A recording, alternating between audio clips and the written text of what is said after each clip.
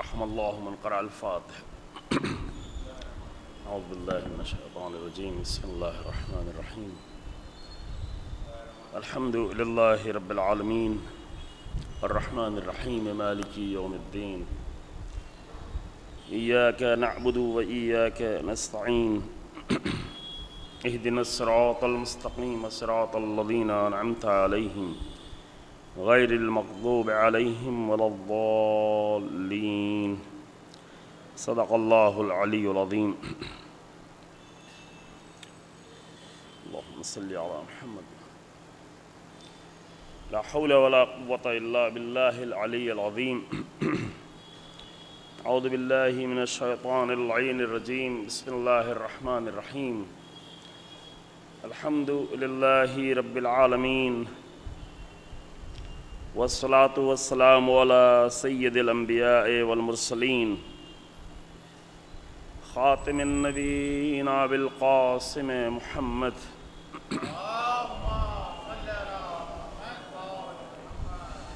ثم الصلاة والسلام على اہل بیتہ الاطیبین الاطہرین المعصومین المنتجبین ولعنۃ اللہ علی اعدائہم اعداء اللہ اجمعین. اما بعد فقد قال اللہ تبارک و تعالی فی کتابہ الکریم. بسم اللہ الرحمن الرحیم. الذین جاہدوا فینا لنہدینہم سبلنا. صلوات محمد وعلی محمد.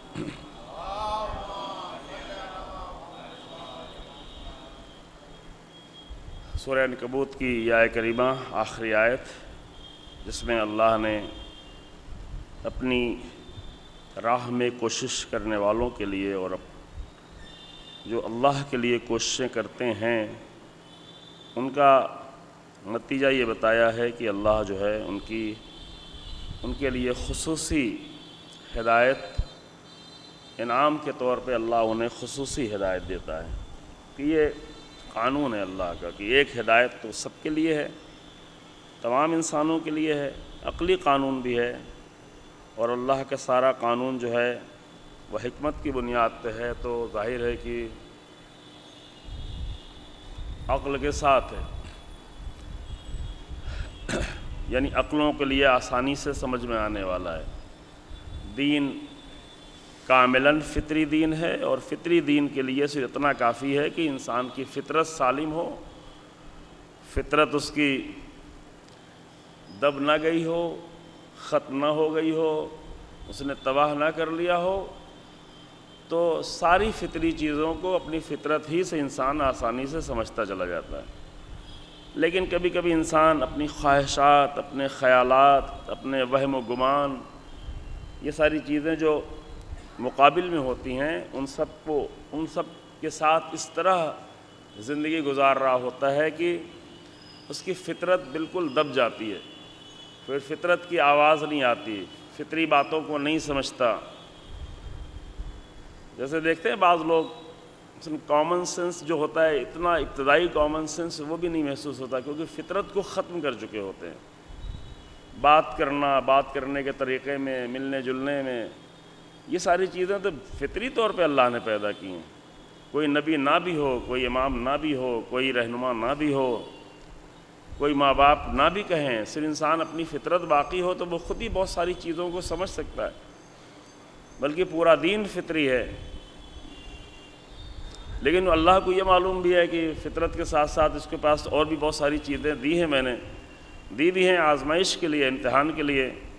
تو اس کی بنیاد پہ جب اس کا غلبہ ہو جاتا ہے، یعنی کسی انسان کی عقل و فطرت پہ اگر اس کے تخیل، شک، شبہات، وہم، گمان، ان ساری چیزوں کا جب غلبہ ہونے لگتا ہے تو دھیرے دھیرے فطرت دبنا شروع ہو جاتی ہے. جیسے کسی کو مٹی میں دبا دیا جا رہا ہو، ہے اندر موجود لیکن دبنا شروع پہ اور دبتی چلی جاتی ہے. پھر ایک منزل وہ آتی ہے کہ پھر انسان کی فطرت کی آواز ہی بالکل مر جاتی ہے، ختم ہو جاتی ہے. تو ان چیزوں کو نہیں سمجھ پاتا ہے، درک نہیں کر پاتا. لہذا یہ جملہ امیر المومنین علی بن ابی طالب علیہ السلام کا جو نہج البلاغہ کے پہلے خطبے میں ہے کہ تمام انبیاء کے آنے کا ایک اہم مقصد جو امام نے بیان کیا وہ یہ کہ لَيُثِيرَ لَهُمْ دَفَائِنَ الْعُقُولِ وَلَيَسْتَعْدُوهُمْ إِلَى مِيثَاقِ فِطْرَتِهِ۔ انبیاء کا ایک مقصد یہ ہے، یعنی اہم مقصد، 2 ہی 3 مقصد بیان کیے ہیں، ایک یہ اہم مقصد یہ ہے کہ انبیاء چاہتے یہ ہیں اپنی تمام کوششوں کے ذریعے سے کہ جو ان کے عقل کے دفائن ہیں، دفن ہو گئے ہیں، عقل کے خزانے جو دفن ہو گئے ہیں اس کو ابھار کر اوپر لے آئیں، تاکہ انسان عقل استعمال کرنے لگے۔ عقل استعمال کرنے لگے تو مسئلہ خود ہی حل ہو جائے گا۔ ہمارے ساری مسائل اس لیے ہیں کہ عقل کا استعمال نہیں ہوتا، گھریلو مسائل میں، فیملی کے مسائل میں، رشتوں میں، رابطوں میں عقل کا استعمال بہت کم ہے، اور جس سماج میں جذبات کا استعمال زیادہ ہونے لگتا ہے تو لازمی طور پہ وہاں پہ عقل کا استعمال کم ہوتا چلا جاتا ہے۔ اب اس میں تو ہم بہت آگے چلے گئے ہیں، خوش بھی ہوتے ہیں، جذبات ہی جذبات لازمی طور پر، یعنی آج کے زمانے میں شاید کسی قوم کو اتنا زیادہ نبیوں کی، انبیاء کی، اولیاء کی ہدایت کی ضرورت نہیں ہے جتنی ہماری قوم کی ہے۔ دلیل کیا ہے؟ دلیل یہ ہے کہ جذبات زیادہ ہیں تو عقل ختم ہو گئی ہے، عقل ختم ہو گئی ہے تو پھر ضرورت ہے ہدایت کی ضرورت ہے۔ عقل تو رہنمائی کرے گی نہیں، چونکہ آدھا کام تو عقل کو کرنا تھا، پھر جو رکاوٹیں تھیں ان رکاوٹوں کو دور کرنا تھا کہ انبیاء کو، کتابوں کو، ہدایتوں کو، ائمہ کو، وہ رکاوٹوں کو دور کرنا تھا۔ عقل تو اپنا کام کرتی ہے۔ امام کاظم علیہ السلام کی جو حدیث ہے،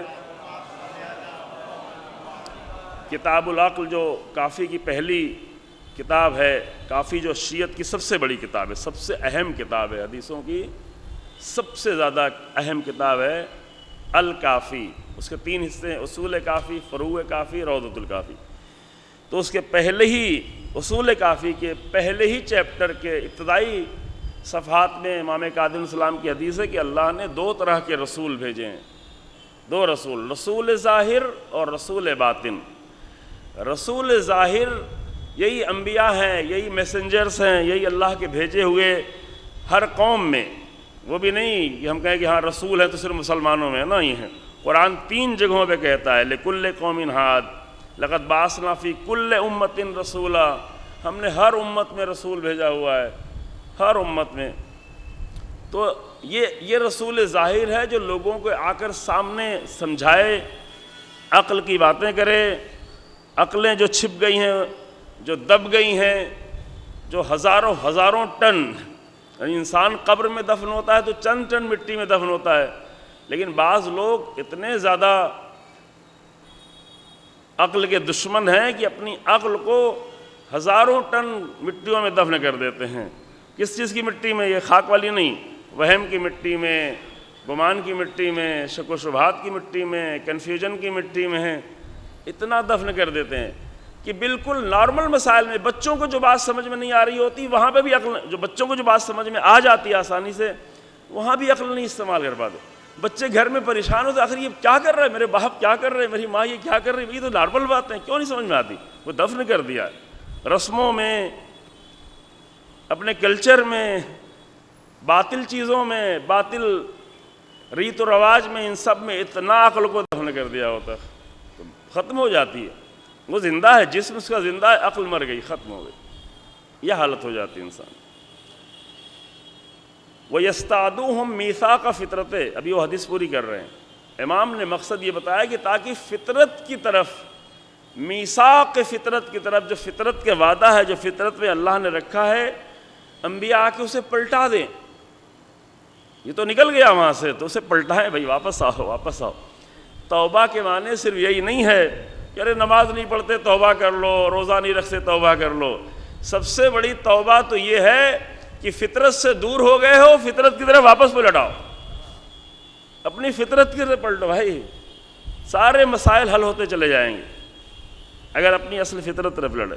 تو امام کاظم علیہ السلام نے فرمایا کہ رسول 2 ہیں، رسول ظاہر اور رسول باطن۔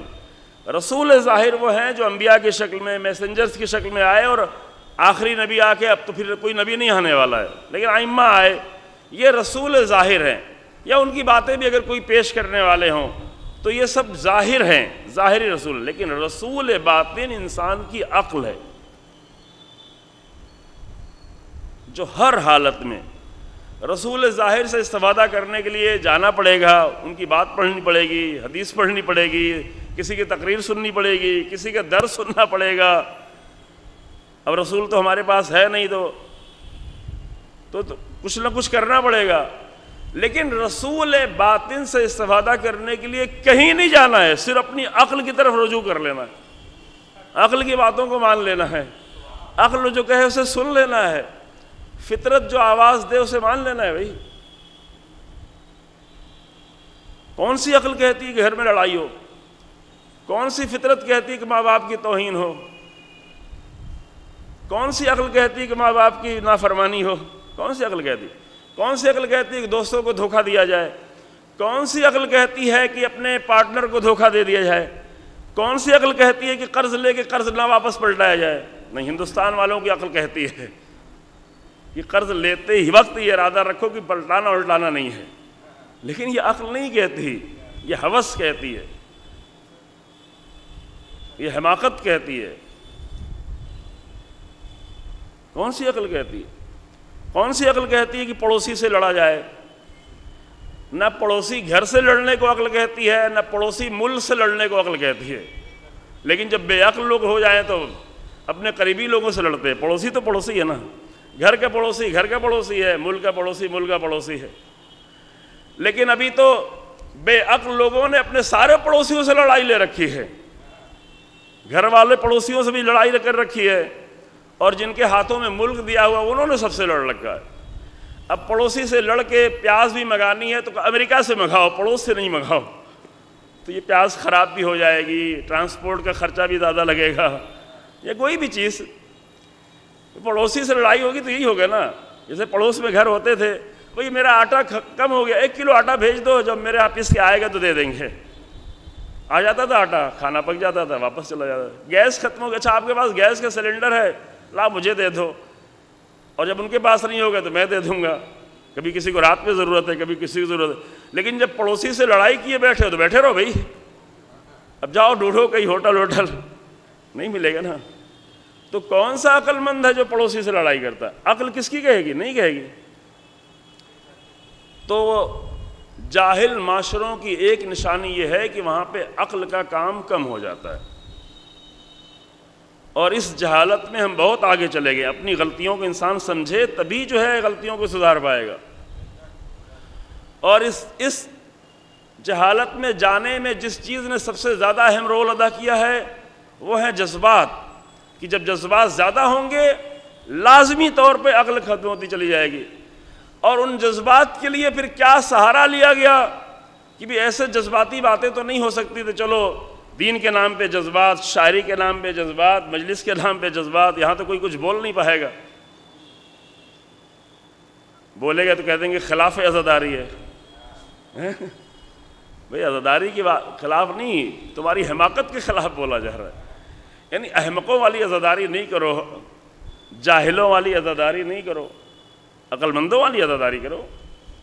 عقل مندوں کی عزاداری کی پہچان یہ ہے کہ آپ عقل مندوں والی عزاداری کریں گے تو دور دور سے لوگ آپ کے پاس آئیں گے۔ جاہلوں والی عزاداری کا کام یہ ہے کہ جاہلوں والی عزاداری کریں گے تو گھر کے لوگ بھی بیزار ہو جائیں گے، پڑوس کے لوگ بھی بیزار ہو جائیں گے کہ بھئی یہ 2 بجے رات میں کیوں شور ہو رہا ہے نا۔ جہالت تو جہالت ہے۔ پھر اس سے فخر بھی کرتے ہیں کہ نہیں ہمیں تو حکومت سے اجازت ملی، ہم رات بھر کریں گے۔ رات بھر تو اگر تم قرآن بھی پڑھو تو گناہ کر رہے ہو، مائک لگا کے اگر رات بھر قرآن بھی پڑھو تو گناہ کر رہے ہو۔ اتنی جرات سے شاید آپ کو کوئی نہ کہے، لیکن میں کہہ دے رہا ہوں، آپ کی اپنی رسمیں تو چھوڑیں،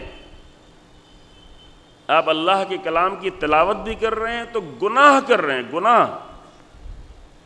لیکن جذبات والوں کو تو نہیں سمجھایا جا سکتا، نہیں بھئی جذباتی مسئلہ ہے۔ اب دوسروں کو دیکھتے دیکھتے پتہ نہیں آپ کو دیکھ کے دوسروں نے پکڑ لیا یا دوسروں کو دیکھ کے آپ نے پکڑا، پتہ نہیں۔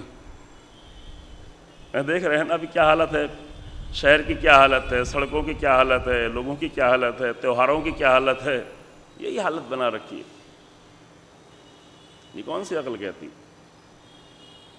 افسوسناک ہے عزیزو، نہایت ہی افسوسناک ہے.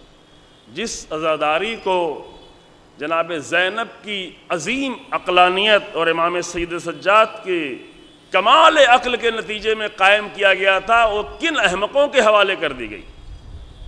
اللہ اکبر، کتنی بڑی میراث کن کے ہاتھوں میں چلی گئی. اس کا جتنا مصائب پڑھے وہ امام حسین کے مصائب سے بھی زیادہ مصائب. امام حسین کا مصائب تو وہ ہے جس پہ اہل بیت ہمیشہ فخر کرتے رہے، لیکن اس پہ نہیں کریں گے فخر. اس پہ تو اہل بیت بھی روئے. ہم آپ نہیں روئیں گے چونکہ ہمیں تو بہت اہم چیز نہیں لگتی، لیکن جناب زینب اپنے بھائی سے زیادہ ہماری عزاداری پر روئیں گی. یہ کون سی عزاداری کر رہے ہیں؟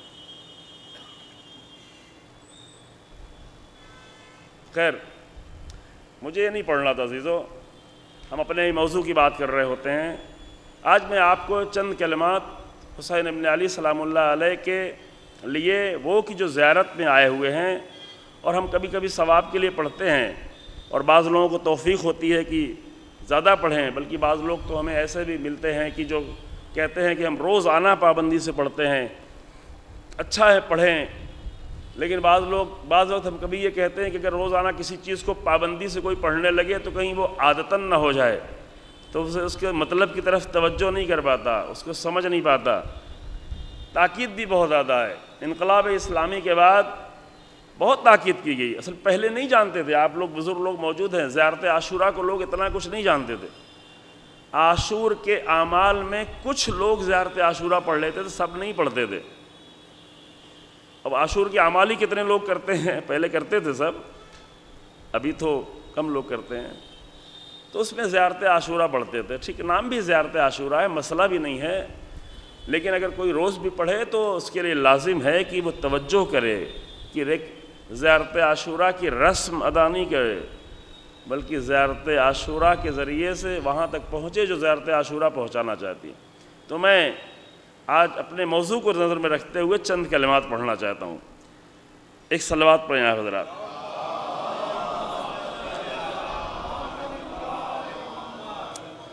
شروع سے نہیں پڑھ رہا ہوں. یا ابا عبداللہ انی اتقرب الی اللہ و الی رسولہ و الی امیر المؤمنین و الی فاطمۃ و الی الحسن و الیک بموالاتک. اے حسین ابن علی. ابا عبداللہ امام حسین علیہ السلام کی کنیت ہے.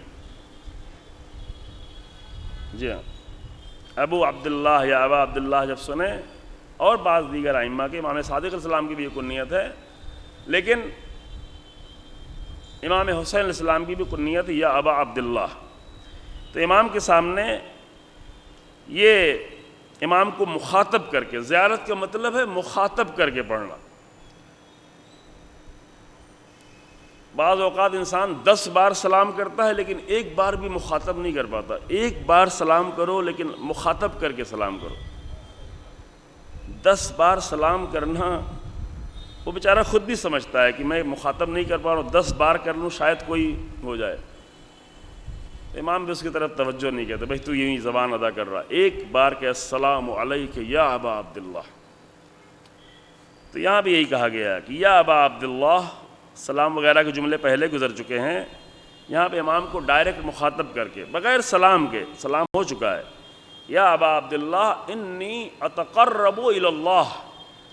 اے حسین ابن علی، آپ کے ذریعے سے ہم اللہ سے قریب ہوتے ہیں، اللہ سے قریب ہونا چاہتے ہیں. اتقرب الی اللہ. نہیں معلوم میں کیسے ادا کروں عزیزوں کہ آپ پہلی محرم سے لے کے عاشور کے محرم تک کتنی بار یہ نیت کر سکتے ہیں کہ ذکر حسین ابن علی کے ذریعے سے اللہ سے قریب ہونا چاہتے ہیں. ممبر پر آتے ہوئے، ممبر کو ختم کرتے ہوئے، شروع میں، آخر میں، فرش پہ آتے ہوئے، نوحہ پڑھتے ہوئے، مرثیہ پڑھتے ہوئے. اصل زبان میں یہ رہتا ہے، کلچر میں یہ آتا ہے، دل میں یہ آتا ہے، اور جو عمل اللہ کی بارگاہ میں قبول نہیں وہ کچھ بھی نہیں، کچھ بھی نہیں.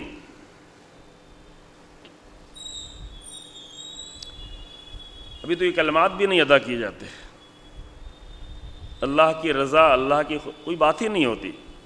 زیارتوں میں ہے، دعاؤں میں ہے، قرآن میں ہے، اہل بیت کے کلچر میں ہے، اہل بیت کی زندگی کے لمحے لمحے میں ہے، لیکن ہمارے یہاں نہیں ہے۔ تو کہیں نہ کہیں تو مشکل ہوئی ہے نا کہ اللہ کیوں نہیں نظر آتا۔ اب عاشور کے دن زیارت پڑھ رہے ہیں اور کہہ رہے ہیں یا ابا عبداللہ، ذکر آپ کا کر رہے ہیں لیکن آپ کے ذریعے سے میں اللہ سے قریب ہو رہا ہوں۔ اتقرب الی اللہ و الی رسولہ، اللہ کے رسول سے قربت چاہیے، الی امیر المومنین، امیر المومنین سے میں قریب ہونا چاہتا ہوں۔ اے حسین ابن علی، شہادت کا ذکر آپ کا ہے، سلام آپ پہ ہے، لیکن آپ پہ سلام بھیج کر میں امیر المومنین سے قریب ہونا چاہتا ہوں۔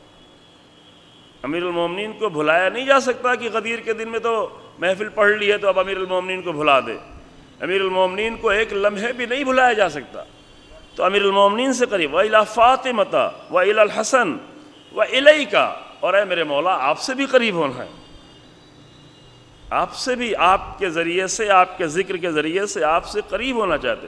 یہ نہیں کہ ہم دور دور سے، کئی ہزار کلومیٹر دور سے آ کے آپ کا ذکر کر کے ثواب لے کے چلے گئے، نہیں، میرے آقا آپ سے قریب ہونا چاہتے ہیں۔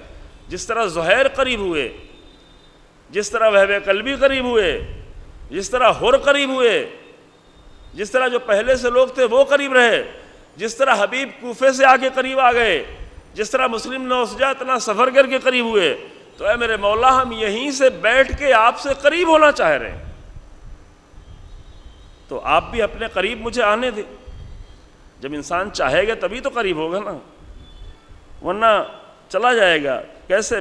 بموالاتک، آپ کی ولایت کے ذریعے سے، آپ کے موالات کے ذریعے سے، آپ کے عشق کے ذریعے سے، وبالبراءۃ ممن اسس اساس ذلک، اور بیزاری سے، آپ کے دشمنوں سے بیزاری کے ذریعے سے۔ یہ بھی ایک لازم حصہ ہے۔ موالات، برات، تولا، تبرہ، یہ دین کا 9واں-10واں جزء نہیں ہے، بلکہ دین کا ابتدائی جزء ہے، کہ آپ کی توحید ہی نہیں شروع ہوگی اگر تولا و تبرہ نہیں سمجھیں۔ یہ دین کا فروع نہیں ہے، یہ دین کے اصل میں سے ہے کہ تولا و تبرہ کے بغیر تو کچھ ہوگا نہیں، لیکن جاہلوں والا نہ تولا، نہ احمقوں والا تبرہ، یہ سمجھیں، یہ نہیں، یعنی بیزار۔ آپ کے دشمنوں سے ہماری بیزاری کس لیے ہے؟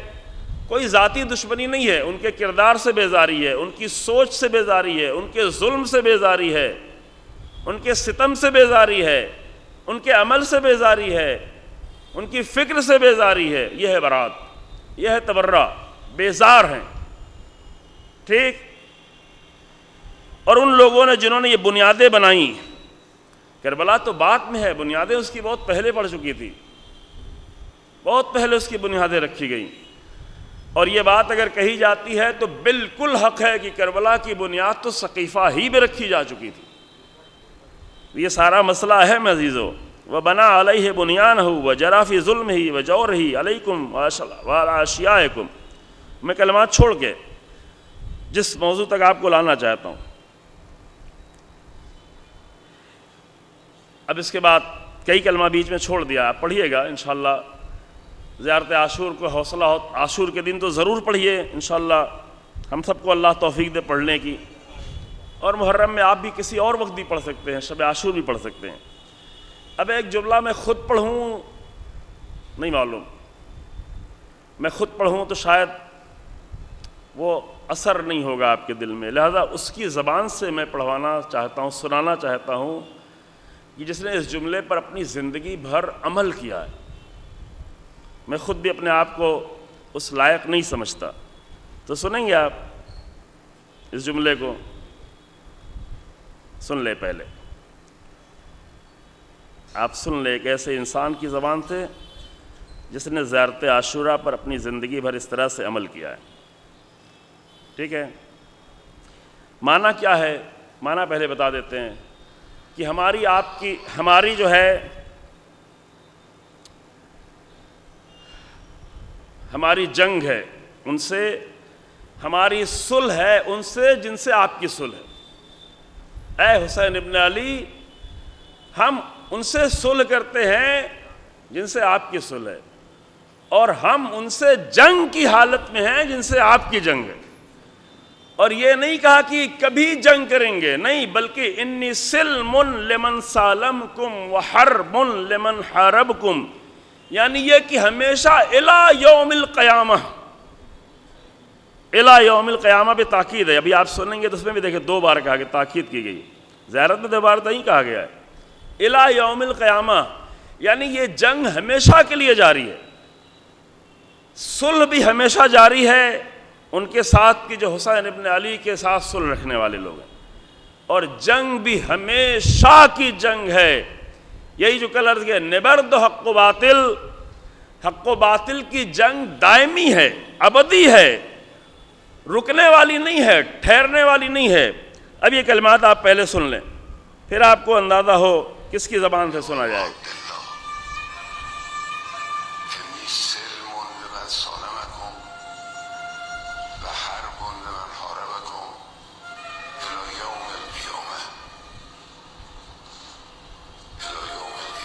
دو بار الی یوم القیامہ۔ یعنی این کارزار تمام نشده نیست، کارزار میان جبهه حسینی و جبهه یزیدی، این کارزار ادامه داره۔ جی ہاں، اتنا ہی جملہ، یعنی کہ یہ جنگ تمام ناشدنی ہے، یہ حق و باطل کی جنگ، یہ جبہہ حسینی اور جبہہ یزیدی۔ یہ کلمہ ابھی آپ نے سنا، آواز تھوڑا کم تھی، یعنی لشکر حسینی اور لشکر یزیدی کی جنگ تمام نشدنی ہے، ہمیشگی ہے، الی یوم القیامہ ہے۔ ہم نے تو موضوع آپ کو صرف جو ہے عاشور سے ظہور کا دیا ہوا ہے کہ عاشور سے ظہور کا مسئلہ ہمیں حل کرنا ہے، ظہور کے بعد تو امام خود ہی حل کر دیں گے، تو اس کی ذمہ داری ہمیں نہیں لینا ہے، ٹھیک ہے، وہ مسئلہ امام کے اوپر ہے۔ لہذا موضوع کیا رکھا تھا گیا؟ جہاد حسینی عاشور سے ظہور تک، تو یہ فقط موضوع نہیں ہے، عاشور سے ظہور تک کا مسئلہ ہم حل کریں، اور ہماری زبان سے نہیں، زیارت کی زبان سے، اور زیارت ہی کی زبان اس شخص کی زبان سے جس نے اپنی 86 سال کی زندگی میں اس موقف پر ہمیشہ ڈٹا رہا کہ انی سلم لمن سالمکم وحرب لمن حاربکم۔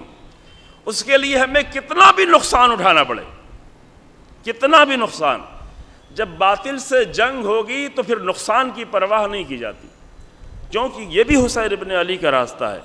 جب حسین ابن علی نے کوئی پرواہ نہیں کی تو ہم کیوں پرواہ کریں بھائی؟ امام نے کس نقصان کی پرواہ کی؟ امام کی دولت، پراپرٹی، مدینہ، یہ سب تو معمولی چیزیں تھی۔ امام نے نہ علی اکبر کی پرواہ کی، نہ علی اصغر کی پرواہ کی، نہ عباس کی پرواہ کی، نہ 6 بھائیوں کی پرواہ کی، نہ بھتیجوں کی پرواہ کی، نہ بھانجوں کی پرواہ کی، جو کہ حق و باطل کی جنگ میں یہ سب پرواہ ہی نہیں کی جاتی۔ انی سلم لمن سالمکم وحرب لمن حاربکم الی یوم القیامہ۔ یہ ظہور کے بعد بھی ہوگا، ظہور کے بعد تو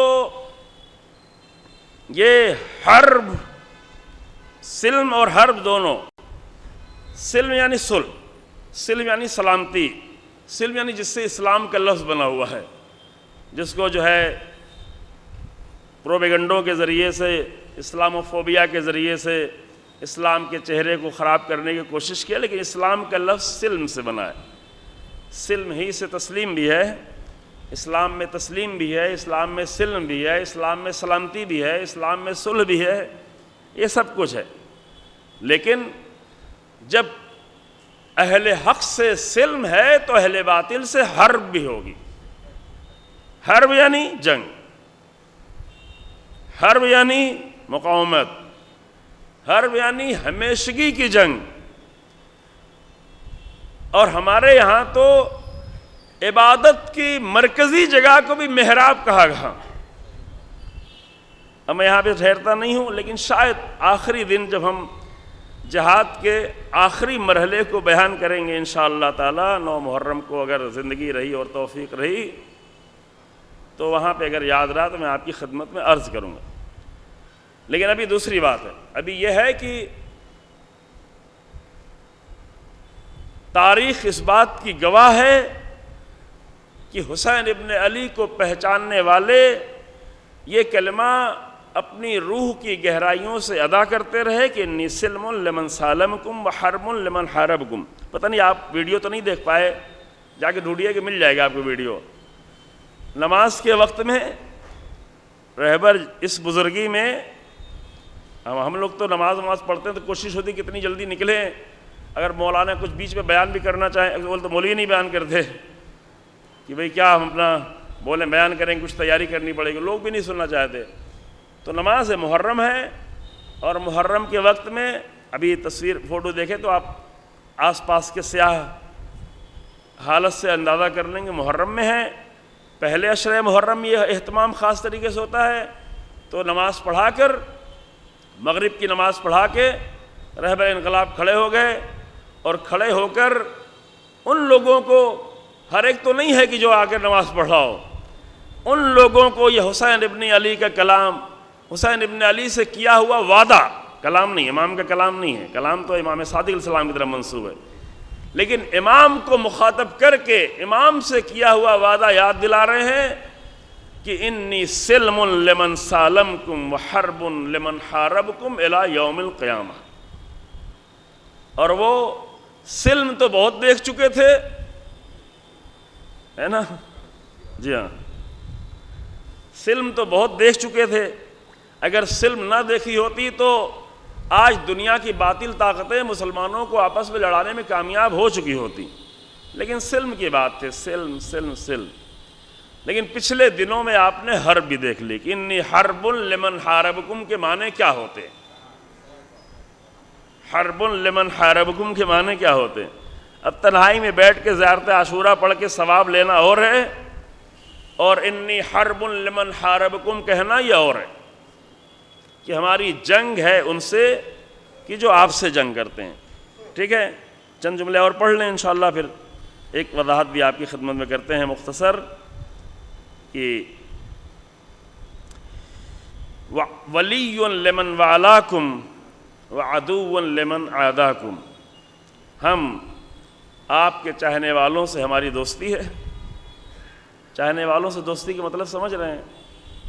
اس کا مطلب یہ کہ بیٹھ کے ممبر پر آ کے بیٹھ کے حسین ابن علی کے چاہنے والوں کو برا بھلا نہ کہا جائے، ان سے لڑائی نہ کی جائے، اختلاف نہ کیا جائے، انجمن بازی نہ کی جائے، ناراض ہو کے برا بھلا نہ کہا جائے، مولوی ایک دوسرے کو توہین نہ کرے، لوگ ایک دوسرے کو توہین نہ، کیونکہ حسین ابن علی کے سامنے کھڑے ہو کے وعدہ کیا ہے کہ انی سلم لمن سالمکم، تو یہ لڑائی کہاں سے ہو گئی بھائی؟ وعدہ کیا ہے نا۔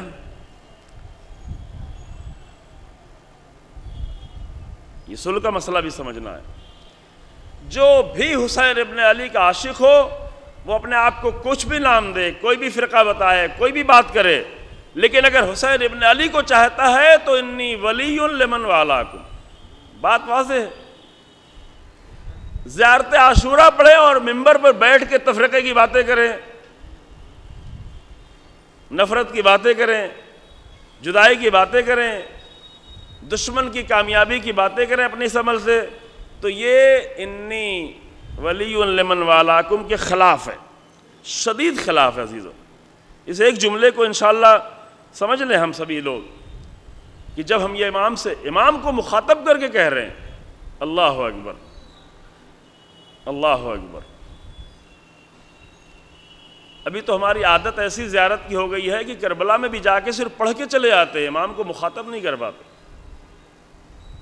وہ حالت سے انسان کو اندازہ ہوتا ہے، جو جا کے امام کو مخاطب کر کے زیارت پڑھے تو وہ یوں تو نہیں نارمل طریقے سے امام کو کہہ سکتا ہے السلام علیکم یا عباد اللہ، نہیں ہو سکتا۔ امام کی قبر نظروں کے سامنے ہو، کربلا کا منظر نظروں کے سامنے ہو، مقتل حسین ابن علی نظروں کے سامنے ہو، گنج شہیدہ نظروں کے سامنے ہو، کیسے ہو سکتا ہے؟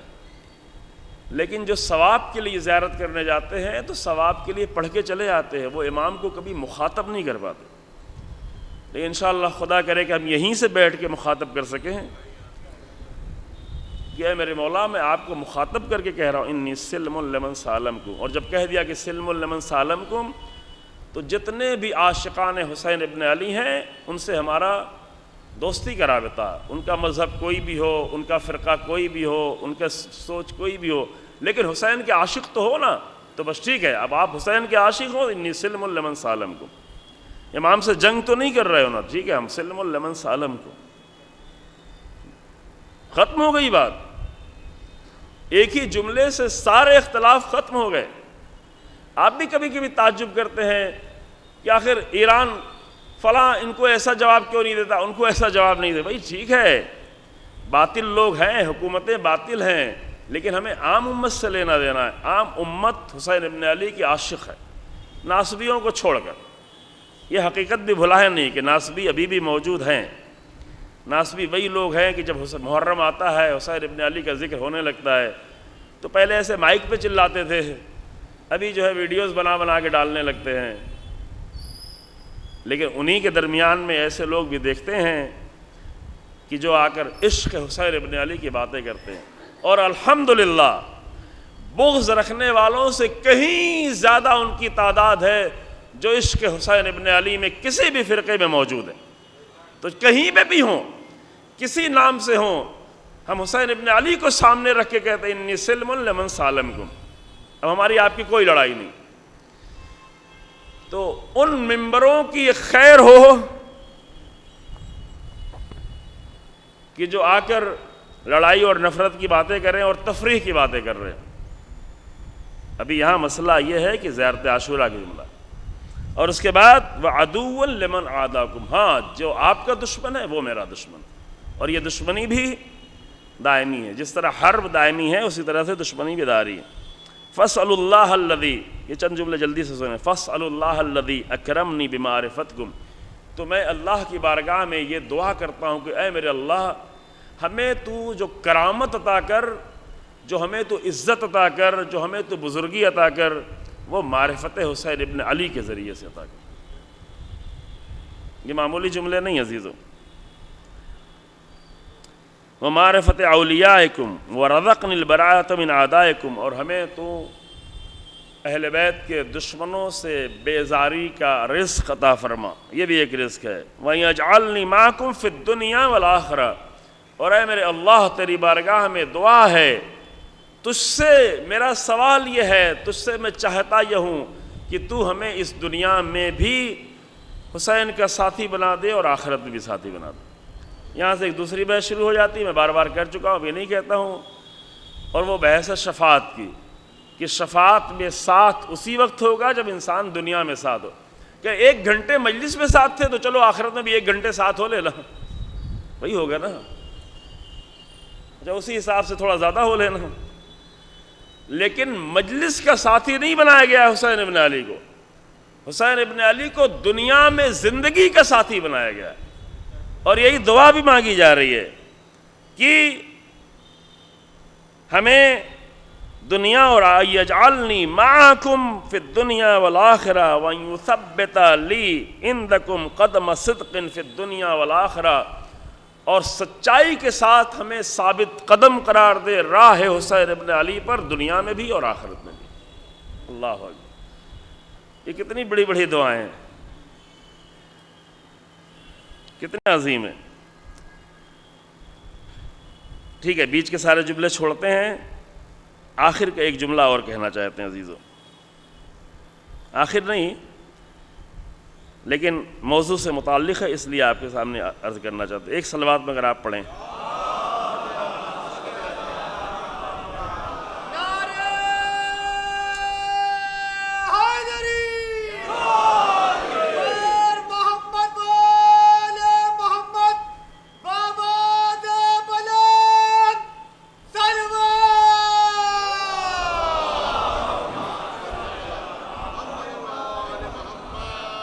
جی ہاں، چلیں صرف ایک جملہ پڑھ کے ختم کرتے ہیں۔ اللہم اجعل محیایا محیا محمد و آل محمد، یہ تو بہت آسان سا جملہ ہے، اگر یاد کر سکے تو یاد کر لیں، نہ یاد کر سکے جا کے زیارت عاشوراء میں سے نکال کے جملہ یاد کر لیں، اور اپنے قنوت میں، اپنے نمازوں میں، اپنی دعاؤں میں اگر یہ دعا کر سکیں تو شاید یہ سب سے بڑی دعا ہوگی، اللہم اجعل محیایا محیا محمد و آل محمد، اے میرے اللہ ہمیں زندگی دے تو زندگی محمد و آل محمد والی، محیایا ہے یعنی حیات، اے میرے اللہ ہماری حیات یا محمد و آل محمد، ظاہر ہے کہ حیات کسی کا درجہ تو نہیں ہے، مراد درجہ نہیں ہے، یعنی ہماری زندگی کا رخ وہی ہو جو محمد و آل محمد کی زندگی کا رخ تھا، ہماری زندگی کے طور طریقے انداز سلیقے وہ ہوں جو محمد و آل محمد کے طور طریقے تھے، وَمَمَاتِي ممات محمد و آل محمد، اور اے میرے اللہ ہماری موت محمد و آل محمد کی موت ہو۔ ابھی آج ہی کسی نے کہا کہ آپ تھوڑا دعا کریں، میں پہلے کبھی دعا کیا تو لوگ خاموش ہو گئے، لیکن اب یہ تو زیارت عاشوراء میں دعا ہے، اب ایسا نہ ہو کہ یہ سن کے آپ کہیں کہ اب تو زیارت عاشوراء ہی نہیں پڑھیں گے، چونکہ محمد و آل محمد میں سب کی موت شہادت کی موت ہے، محمد و آل محمد میں کون ایسا نام ہے جس کو آپ نکال کے کہیں کہ ان کی موت شہادت کی موت نہیں ہے؟ تو یہ دعا کرے، اللہم اجعلنی محیایا محیا محمد و آل محمد و آل محمد و مماتی ممات محمد و آل محمد، اور یہ سلسلہ جو ہے اپنی جگہ پر جاری رہے۔ یہ چند کلمے آپ کی خدمت میں پڑھے، انشاءاللہ تعالی اللہ جو ہے ہم سب کو توفیق دے کلمات کو پڑھنے کی، کلمات کی معرفت کی، اور کلمات کو اپنے دلوں میں اتارنے کی۔ یہ ہم بہت ساری دعائیں اور زیارات پڑھتے ہیں لیکن اس کی عظمت سے آشنائی نہیں ہوتی عزیزو۔ یہ ساری دعائیں، یہ کلمات، یہ زیارتوں کے اندر دعائیں، ابھی اسی زیارت عاشوراء میں تو کتنی دعائیں رکھی گئی ہیں، اور بہت ساری زیارتیں ہیں جس میں بہت ساری دعائیں ہیں، بلکہ یہ جملہ بھی آپ کے سامنے کہہ دوں کہ سب سے زیادہ جو معتبر دعا زیارت ہے، ہماری زیارت سب سے زیادہ، یہ میں نہیں کہہ رہا ہوں، یہ علامہ مجلسی رحمۃ اللہ علیہ نے یہ بات جملہ کہا ہے کہ تمام زیارات میں جو ہماری سب سے زیادہ معتبر زیارت ہے، اگر اس زیارت کو اٹھا کے آپ پڑھیں گے تو 2-3 جملے سلام کے ہیں، باقی پوری زیارت دعا ہی دعا ہے۔ وہ کون سی زیارت ہے؟ جی ہمارے ہاں نہیں رائج ہے، اس لیے شاید آپ نہ بتا پائیں، میں آپ میں کو اس میں قصوروار بھی نہیں سمجھتا ہوں، لیکن ایک آدھ دو بار بیان کر چکا ہوں، شاید آپ کے سامنے نہیں بیان کیا۔ علامہ مجلسی رحمۃ اللہ علیہ نے فرمایا کہ جتنی بھی زیارات ہیں ان زیارات میں سب سے زیادہ معتبر زیارت امین اللہ ہے۔ اب اس سے تو آپ کی آشنائی ہی شاید نہ ہو، لیکن جو لوگ زیارتوں پہ جاتے ہیں وہ جانتے ہیں کہ نجف میں، کربلا میں، مشہد میں، دیگر اہل بیت کے حرم میں زیارت امین اللہ کی کیا اہمیت ہے۔ مشہد میں ہم لوگ زیادہ رہتے ہیں، شاید زیادہ رہے، 50 بار جانا ہوا، اللہ قبول فرمائے زیارت کے لیے۔ تو نماز کوئی بھی ہو لیکن اس کے بعد اگر زیارت پڑھی جاتی تو زیارت امین اللہ پڑھی جاتی، کئی بار روزانہ زیارت امین اللہ پورے حرم میں، زیارت امین اللہ۔ اگرچہ زیارت امین اللہ امیر المومنین کی زیارت ہے، لیکن صرف بیچ کا ایک کلمہ ہٹا کے جس امام کی زیارت کریں امیر المومنین کی جگہ پہ اس امام کا نام لیں، پھر پوری زیارت پڑھیں۔ کیوں اس زیارت کو بہت زیادہ اہمیت دی گئی ہے؟ اس لیے کہ اس زیارت کو امام زین العابدین علیہ السلام نے خود جا کر امیر المومنین کی قبر پہ، جب کسی کو پتہ ہی نہیں تھا امیر المومنین کی قبر کہاں ہے، چھپائی گئی تھی، خطرہ تھا، خوارج سے خطرہ تھا، امیر المومنین کی قبر کی توہین کا خطرہ تھا، لیکن ائمہ کو معلوم تھی، تو وہاں پہ جا کر امام سید سجاد علیہ السلام نے یہ زیارت پڑھی ہے۔ اب آپ وہاں پہ جا کے دیکھیں گے 2-3 جملے زیارت کے سلام کہنے کے بعد پھر پورا رخ ہی بدل گیا، پھر ایسی دعا کے کلمات ہیں، اللہ اکبر، اللہم انا قلوب المخبتین الیک والہا وسبل الراغبین الیک شارعا، عجیب کلمات۔ چھوٹی سی زیارت ہے، آپ اپنا وقت اس کو بیکار نہیں سمجھیے گا. اگر ایک بار زیارت امین اللہ کو ترجمے کے ساتھ پڑھ لیں تو پھر ہم اپنی جو زیارتیں کرتے ہیں ان زیارتوں کو سلیقہ مل جائے کہ زیارت کیسے کی جاتی ہے اور ایک امام کی بارگاہ میں جا کے اللہ کو کیسے یاد کیا جاتا ہے. امام کی قبر پہ کھڑے ہو گئے. ابھی تو ہم زیارتیں کرنے جاتے ہیں, اب حقیقی زیارت تو نہیں ملتی ہے تو شبیہ روزوں کی شبیہ پہ زیارت کرنے جاتے ہیں. خود ہی اپنے آپ سے ایک بار پوچھیں, اور میں خود بھی رہ چکا ہوں اسی لکھنؤ میں 27 سال پہلے اپنی پڑھائی کے زمانے میں, تو مجھے بہتر طریقے سے اندازہ ہے کہ ہم حوزے کے طالب علم ہوتے ہوئے جو ہمارے اندر کوئی ایسا احساس نہیں تھا تو آپ کے اندر کیا احساس ہوگا. آپ خود بتائیں. جب زیارت کرنے جاتے ہیں تو وہاں پر کہیں اللہ کے لیے کچھ احساس ہوتا ہے, کوئی دعا کے کلمات نکلتے ہیں, دعا بھی اللہ سے کرتے ہیں, کوئی بھی ایسی حالت پیدا ہوتی ہے. اگر نہیں پیدا ہوتی ہے تو یہ اندازہ کر سکتے ہیں کہ ہمارے دین کو امام سید سجاد کے دین سے بہت جدا کر دیا گیا ہے, بہت دور کر دیا گیا ہے, بہت زیادہ. ہماری پوری زندگی کے تمام حالات کو, ہمارے دینی مسائل کو بہت جدا کر دیا. اور یہ بات اس لیے میں نہیں پڑھ رہا ہوں کہ آپ کو پریشانی ہو کہ میری پوری زندگی پچھلی گزر گئی اور کہیں ایسا ہوا. وہ پچھلی زندگی کا کوئی مسئلہ نہیں ہے. اگر انسان جس لمحے متوجہ ہو جائے اور اسی لمحے سے آگے تبدیل ہو جائے تو اللہ تو پچھلی زندگی کو ایسے غائب کر دیتا ہے اور اس کے اثرات کو ایسا مٹا دیتا ہے کہ ہر بنا دیتا ہے, ہر بنا دیتا ہے, یہ اثر ڈالتا ہے. اور انشاءاللہ خدا کرے کہ ہم جو شبیہ بنائے ہوئے ہیں تو شباہت واقعی ہو جائے, شباہت واقعی ہو جائے. یہ نقطہ ہمیں خود کربلا کے اندر امام حسین علیہ السلام کے حرم میں اس کا احساس ہوا تھا, اور اسی وقت سوچا تھا کہ انشاءاللہ اس سال کی بات نہیں ہے, 2 سال پہلے پڑھ بھی چکے ہیں کہیں پر, وہیں پہ سوچا تھا کہ انشاءاللہ جب مومنین کے درمیان میں جائیں گے تو اس نقطے کو جو امام حسین علیہ السلام کے حرم میں ہمارے دل میں آیا ہے, ہم نہیں معلوم کس کی طرف سے یہ رزق تھا جو ملا ہے, تو مومنین کے درمیان میں رکھیں گے. اور وہ یہ ہے کہ ہم بہت کہتے ہیں شبیہ شبیہ شبیہ, ہے نا, یہی تو کہتے ہیں نا, یہی سب سے بڑی دلیل. تو شبیہ اگر ہے تو وہ شباہت نظر بھی تو آنا چاہیے نا.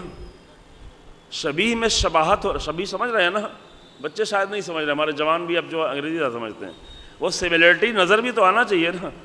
شبیہ یعنی کسی چیز کے مشابہ ہونا, کسی چیز کے جیسا ہونا.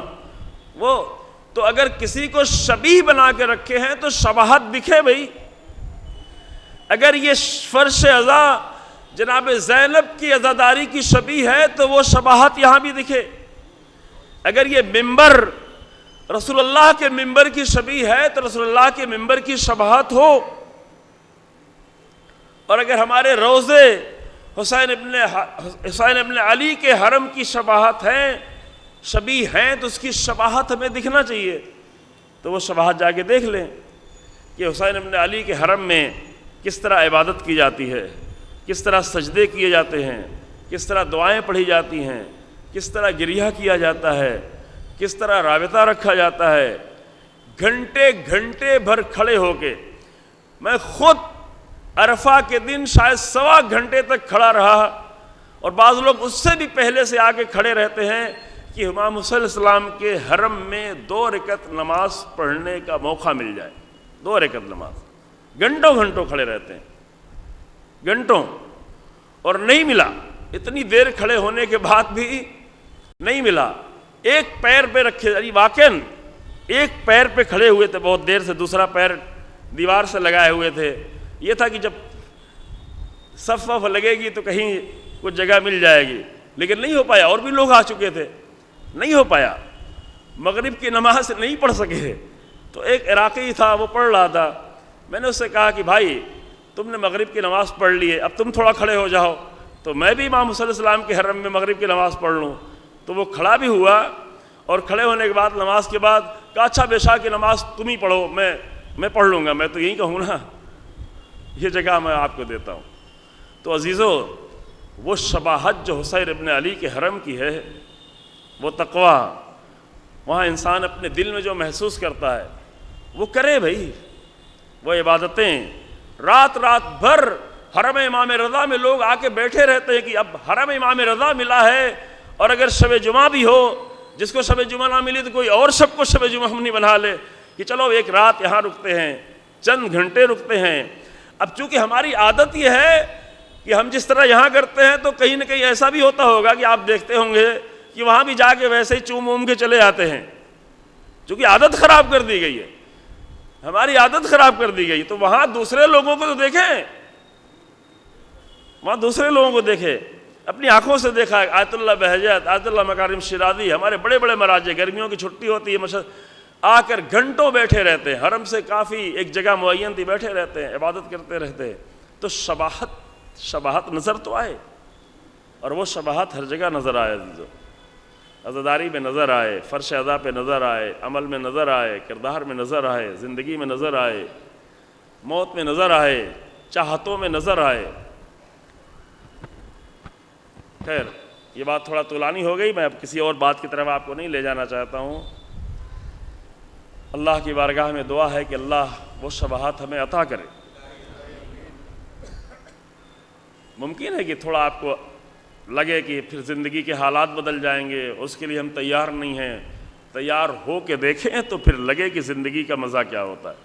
بہت سارے مزے تو کرتے رہتے ہیں، لیکن اس مزے کو بھی تو چکھ کے دیکھیں کہ جو مزہ حبیب نے مظاہر نے زندگی کا لیا ہے، اس مزے کو بھی تو محسوس کر کے دیکھیں جو 10-12 دنوں میں زہیرقین نے اس مزے کو محسوس کیا ہے۔ اس مزے کو تو اپنی زندگی میں کبھی تجربہ کریں، جو مزہ چند دن کے وہب قلبی نے لیا ہے، جو کرسچن تھا، مسیحی تھا، لیکن حسین ابن علی کے ساتھ ایسا مزہ آنے لگا۔ اب مزہ کا لفظ آپ لوگ استعمال نہیں کرتے ایسی جگہ پہ، لیکن ہم کر رہے ہیں تاکہ آشنا ہوں۔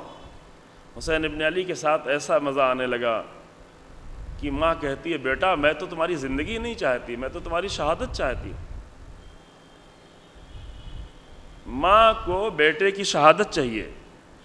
اگر یہ کلمات جناب زینب کے لیے پڑھے جائیں تو پھر سمجھ میں آتا ہے کہ علی کی بیٹی ہے۔ میں آج مصائب پڑھ چکا ہوں دن میں جناب اون محمد کا، یہاں پہ پھر نہیں پڑھ رہا ہوں، وہاں پہ مومنین ہوتے ہیں۔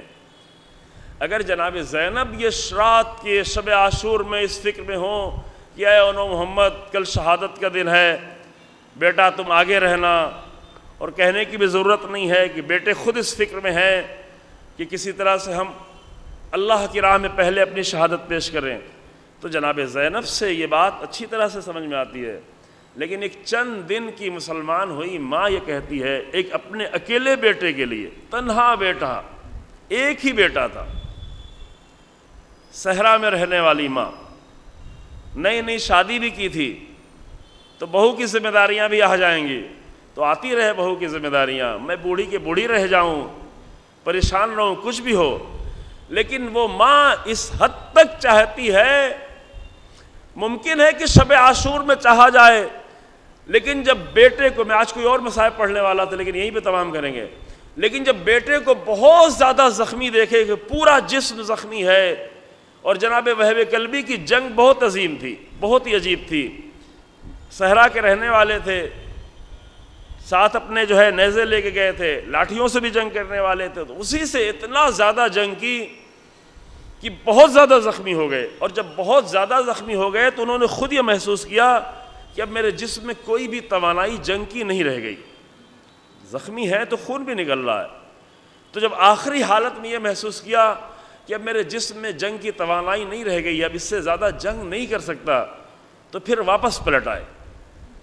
اتنا زیادہ اثر ڈالا تھا کہ دشمن کو پیچھے کر دیا تھا، واپس چلے آئے، یہ سوچ کے واپس چلے آئے کہ امام کی جتنی بھی مدد ممکن تھی وہ میں کر چکا، جتنی بھی جنگ کر سکتا تھا وہ کر چکا۔ اس وقت تو زیارت عاشورہ نہیں تھی، لیکن وہ اپنی فطرت سے سمجھتے تھے کہ انی حرب لمن حاربکم، حسین کے دشمن ہیں تو ہماری بھی جنگ ہے، تو جتنا بھی جنگ ممکن ہو سکتی تھی وہ کر چکے، اب جنگ کرنے کے بعد اب نہیں کر سکتے تو واپس چلے آئیں۔ بوڑھی ماں ہے، نئی نئی بیوی ہے، اور تو کوئی میرا رشتہ دار نہیں ہے، نہ کوئی بھائی، نہ خاندان، نہ چچا، نہ بھتیجے، نہ باپ، کچھ نہیں ہے، ایک ماں ہے، ایک بیوی ہے، تو چل کے اس کا خیال رکھیں گے، جنگ کی ساری حالت ہماری ختم ہو چکی ہے، لیکن ادھر وہب قلبی آئے، ادھر ماں کی نگاہ پڑی، ماں حیرت بری نگاہوں سے، بلکہ شاید ان نگاہوں میں حیرت کے ساتھ ساتھ کچھ تندی بھی رہی ہو، کچھ سختی بھی رہی ہو۔ اب ان حالات کو تو مقتل میں نہیں لکھا گیا ہے، لیکن کلمات سے اندازہ ہوتا ہے کہ لہجہ بدلا ہوا ہے، لہجہ سخت ہے۔ ماں نے آگے بڑھ کے اپنے بیٹے کو گلے سے نہیں لگا لیا کہ اے بیٹے تم تو بڑے زخمی ہو، تم نے بڑے تلواریں کھائیں، بڑی تیر کھائے، بہت خون بہہ گیا، آؤ بیٹا میں تمہیں پٹی باندھتی ہوں، تم نے تو جنگ کا حق ادا کر دیا۔ نہیں، یہ کوئی بھی لہجہ ماں کا نہیں تھا، بلکہ ماں یہ کہہ رہی ہے اے میرے لال، میں نے تم کو واپس آنے کے لیے نہیں بھیجا تھا، مقتل سے واپس آنے کے لیے نہیں بھیجا تھا۔ اگر یہاں زینب کے بچے نہیں رہیں گے، اگر رباب کے بچے نہیں رہیں گے، اگر ام فروا کے بچے نہیں رہیں گے، اگر فاطمہ کا لال نہیں رہے گا، تو میں اپنے بیٹے کو زندگی کے لیے نہیں بھیج رہی ہوں۔ اے بیٹا میں راضی نہیں ہوں گی جب تک کہ ہم تمہیں شہادت کی حالت میں نہ دیکھیں۔ سلام ہو اس ماں پر کہ جو اپنے بیٹے کو اس طرح مقتل میں بھیج رہی ہے۔ وہب قلبی گئے اور بھی جنگ کی، جو بھی توانائی رہ گئی تھی، زیادہ جنگ نہیں کر سکتے تھے۔ کربلا کے شہیدوں میں سے ایک وہب قلبی ہے کہ جن کا ہاتھ کٹ گیا، ہاتھ کٹنے کے بعد لٹک رہا تھا تو ایک طرح سے رکاوٹ بن رہا تھا، اسے اپنے آپ سے جدا کیا، دوسرے ہاتھ سے لڑتے رہے، یہاں تک کہ گھوڑے سے زمین پہ گرے۔ تو وہ بیوی جو اس منظر کو دیکھ رہی تھی، اس سے سنبھلا نہیں گیا، وہ تناب خیمے کو اکھاڑا اور لشکر پہ حملہ کر دیا کہ تم کسے مار رہے ہو۔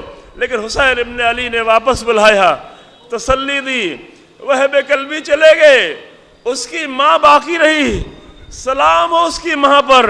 لیکن عزیزو، وہب قلبی کی لاش پر اس کی ماں موجود ہے، لیکن ایک لاشا ایسا بھی گھوڑے سے زمین پر آنے والا ہے۔ نہیں، وہب قلبی کی لاش پہ حسین بھی ہے، عباس بھی ہے، علی اکبر بھی ہے اور دیگر اصحاب بھی ہیں، لیکن ایک میت، ایک لاشا ایسا گھوڑے سے زمین پہ آئے گا کہ نہ عباس ہوں گے، نہ علی اکبر ہوں گے، نہ حبیب ہوں گے۔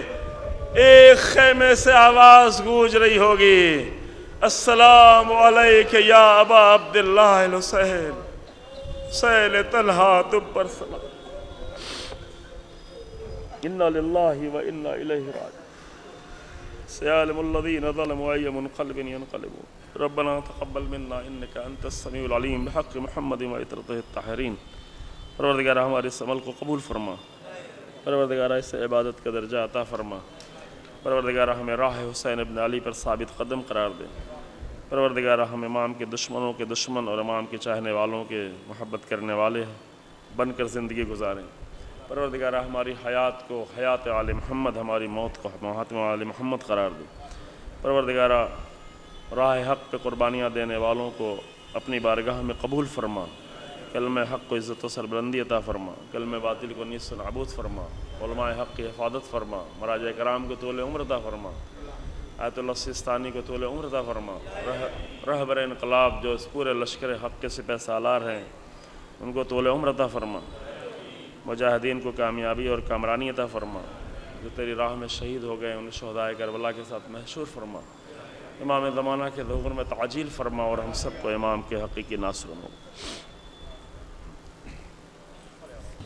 صلی اللہ علیہ یا رسول اللہ، السلام علیک یا نبی اللہ، السلام علیک یا امیر المؤمنین، السلام علیک یا فاطمۃ الزہراء سیدۃ نساء العالمین، السلام علیک یا ابا محمد الحسن بن علی، السلام علیک یا ابا عبداللہ الحسین، علیک منی سلام اللہ ابد ما بقیت وبقی اللیل والنہار ولا جعلہ اللہ آخر العہد منی لزیارتکم۔ السلام علی الحسین وعلی علی ابن الحسین وعلی اولاد الحسین وعلی اصحاب الحسین، السلام علی ائمۃ الہداۃ المہدیین والانبیاء والمرسلین والشہداء والصدیقین، السلام علیکم ورحمۃ اللہ وبرکاتہ۔ السلام علیکم یا غریب الغرباء روحی و جسمی لک الفدا السلام علیکم ورحمۃ اللہ وبرکاتہ السلام علیکم یا مولانا یا صاحب العصر والزمان عجل اللہ تعالی فرجک وسہل اللہ تعالی مخرجک وظہورک السلام علیکم ورحمۃ اللہ وبرکاتہ.